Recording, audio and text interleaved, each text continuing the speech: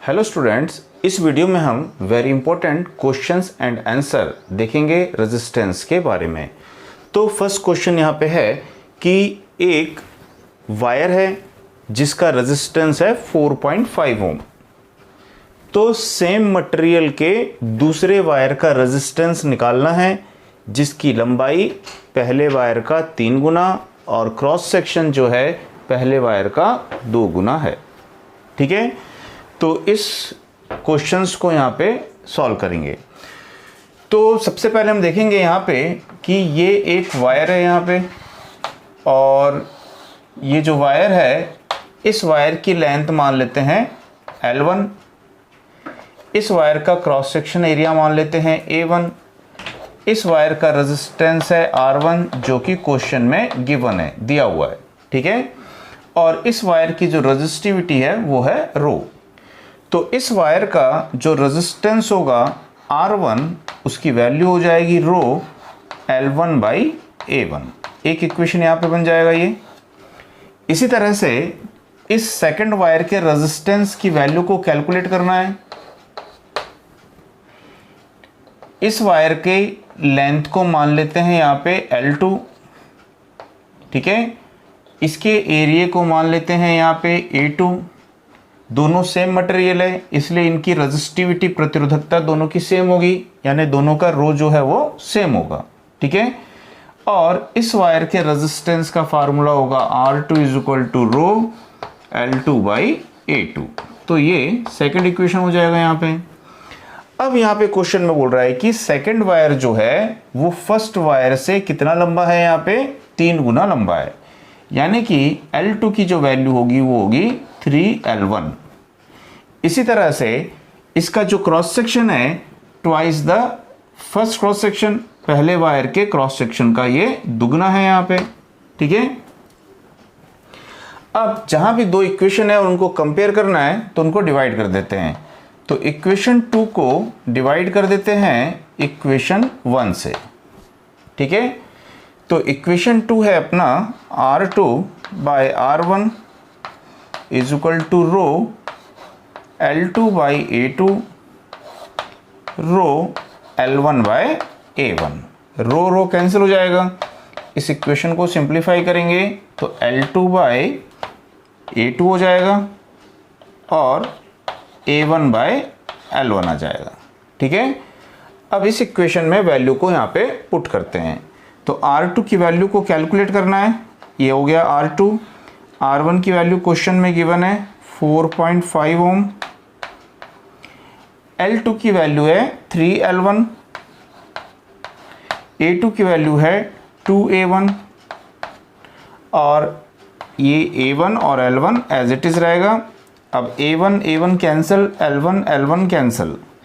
अब इसको सिंप्लीफाई जब करेंगे तो ये हो जाएगा R2 = 3/2 × 4.5। जब इसको यहाँ पे कैंसिल करेंगे तो इसकी वैल्यू आ जाएगी 6.75 ओम। ओके, अब इसी तरह से यदि यहाँ पे देखें कि इस क्वेश्चंस को करने में हमको ज़्यादा समय लगा, लेकिन एग्ज़ाम में, कॉम्पिटिटिव एग्ज़ाम में इतना समय अपने पास में नहीं रहेगा। तो इसको फास्ट करने के लिए आपको एक ट्रिक बताऊंगा, छोटा सा एक आपको फार्मूला याद रखना है। New resistance = old resistance into लंबाई में परिवर्तन change in length upon area में परिवर्तन चेंज इन एरिया। ठीक है, ये फार्मूला याद रखना है और इसको याद रखने अभी रेजिस्टेंस का ही फार्मूला है। रेजिस्टेंस R रो L/A वैसे याद रख सकते हैं। अभी देखेंगे कि पहले वायर का रेजिस्टेंस था 4.5 ओम। ठीक है, अब लंबाई में कितना चेंज कर रहे हैं बोला है 3 गुना, 3 रख देंगे।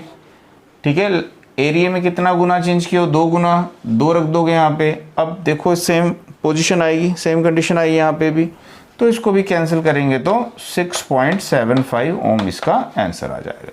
ठीक है, ओके। अब इसके बाद नेक्स्ट क्वेश्चन देखते हैं। हेलो स्टूडेंट, अब ये सेकंड क्वेश्चन है यहाँ पे कि एक वायर है, ठीक है, और जिसका जो डायमीटर है वो है D, उसकी लेंथ है L और उसका रेजिस्टेंस है R।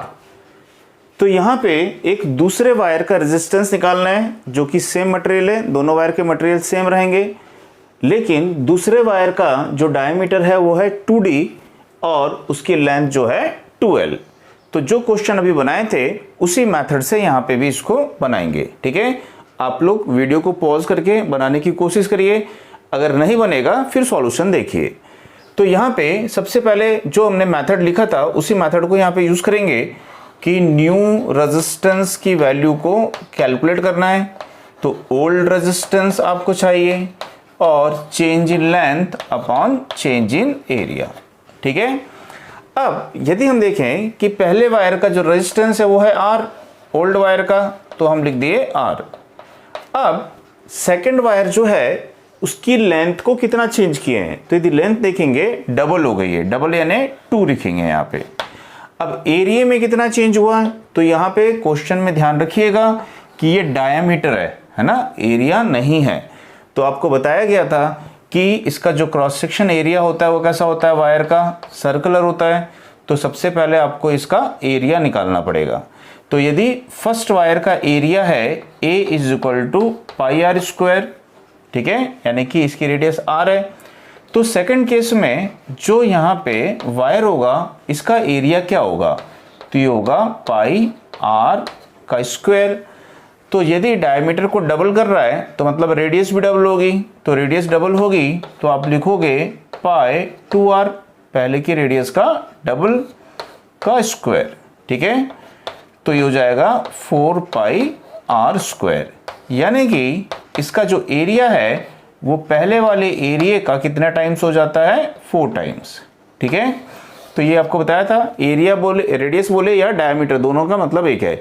यदि डायमीटर डबल करोगे तो रेडियस भी डबल हो जाएगी, यदि डायमीटर हाफ करोगे तो रेडियस भी हाफ होती है। ठीक है, तो एरिया की जगह आपको यहाँ पे क्या रखना पड़ेगा, यहाँ पे 4।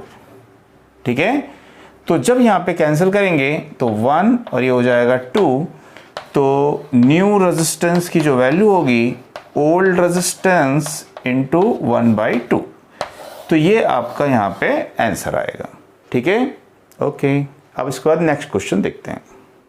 हेलो स्टूडेंट्स, मैं अब आपके यहाँ पे कुछ ट्रिक्स बताने वाला हूँ जो बहुत इंपॉर्टेंट है, आपको क्वेश्चंस को सॉल्व करने में बहुत हेल्पफुल होंगी। ठीक है, अब जैसे क्या होता है कि आपके पास में एक ये कंडक्टर है।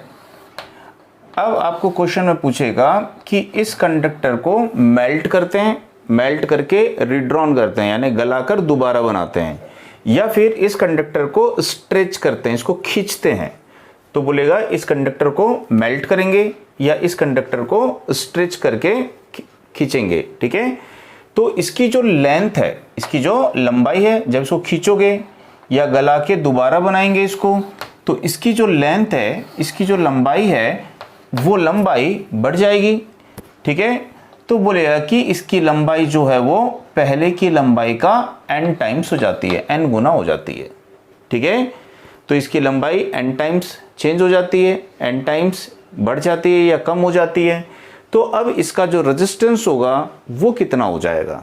ठीक है, तो इस क्वेश्चंस को बनाने के लिए आपको एक ट्रिक याद रखनी है यहाँ पे कि इसका जो न्यू रेजिस्टेंस होगा, ठीक है, इसका ओल्ड रेजिस्टेंस यह है n स्क्वायर इंटू इसका ओल्ड रेजिस्टेंस। ठीक है ना, तो ये इसका फार्मूला एक छोटा सा आपको याद रखना है।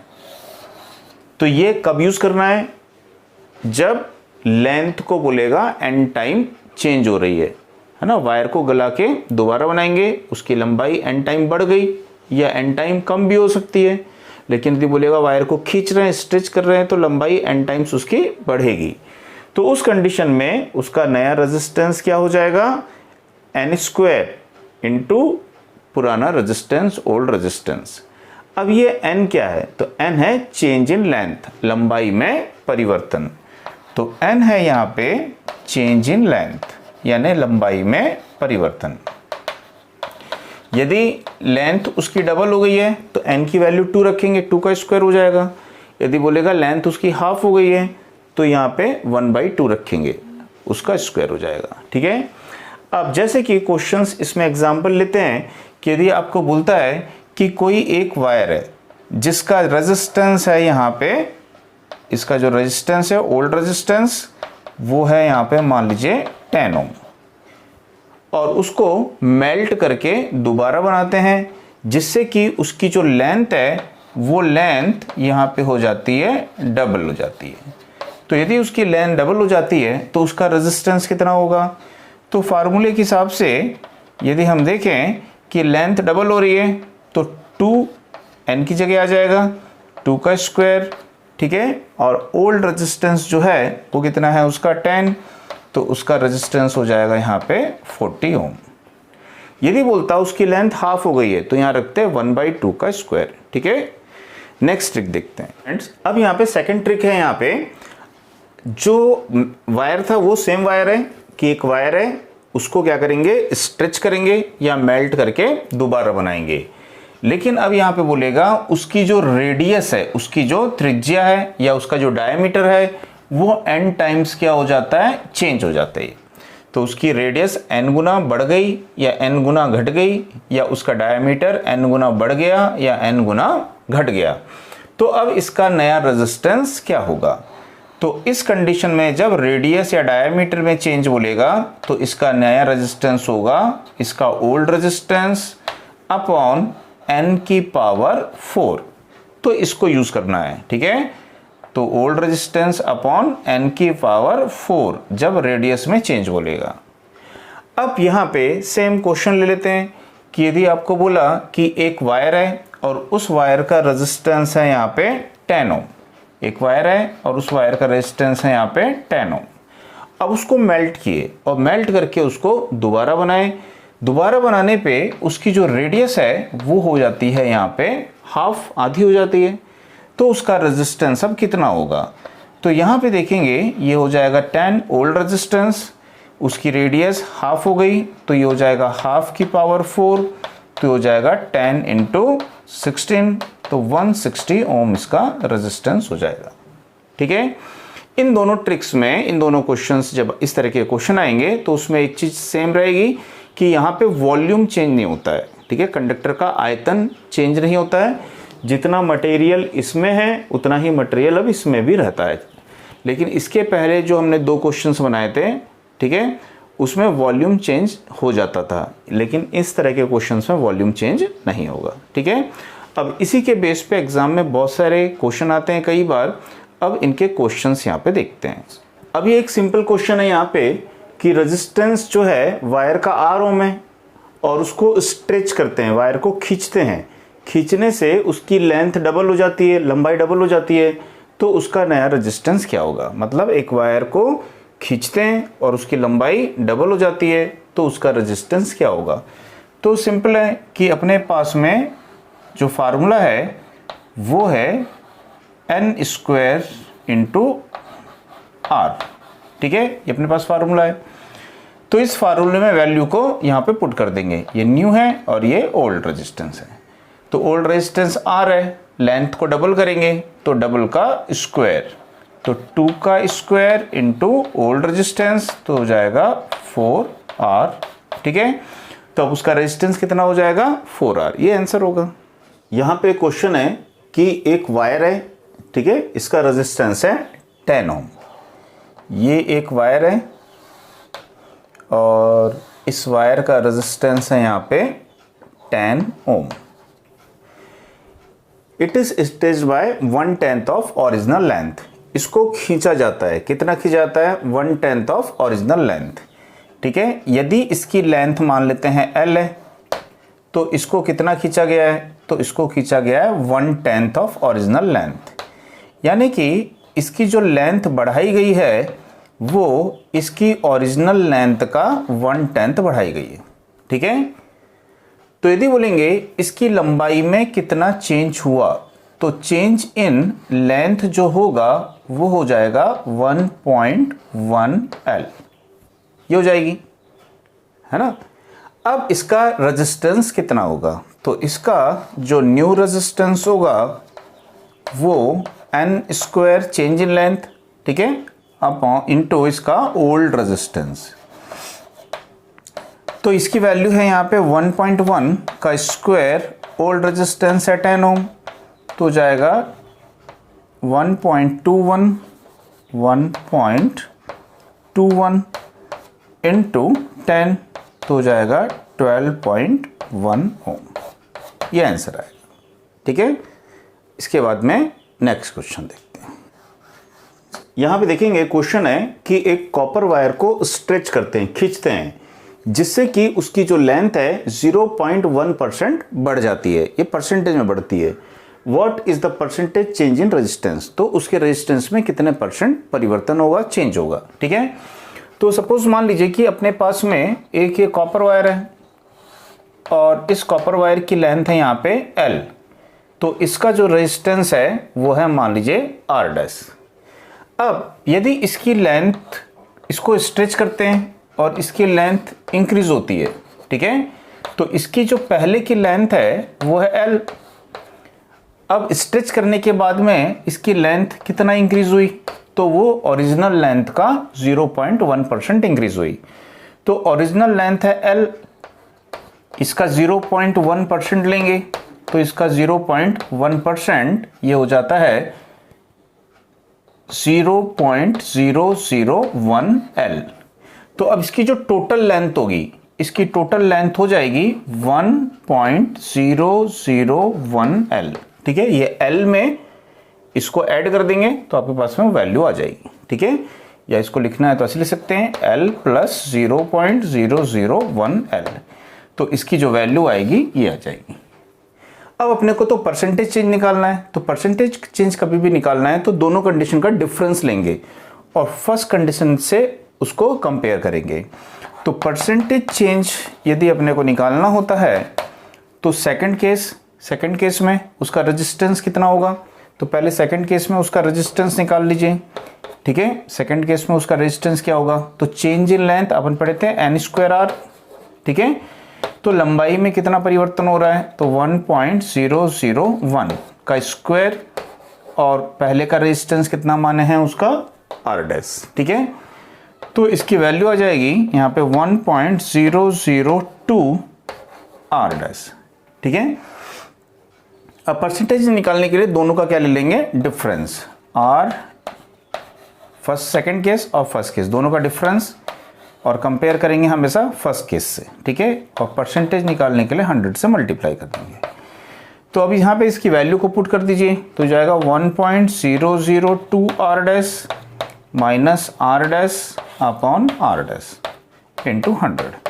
तो r डैश कॉमन लेंगे, कैंसिल हो जाएगा। ठीक है, 1 इससे माइनस हो जाएगा तो जाएगा 0.002 इंटू 100। तो ये देखेंगे ये वैल्यू आएगी 0.2%। तो ये आंसर आएगा। तो यदि 0.1% उसकी स्ट्रेच करते हैं लेंथ को, ठीक है, तो उसके रेजिस्टेंस में कितना चेंज आएगा, 0.2% का आएगा। ओके।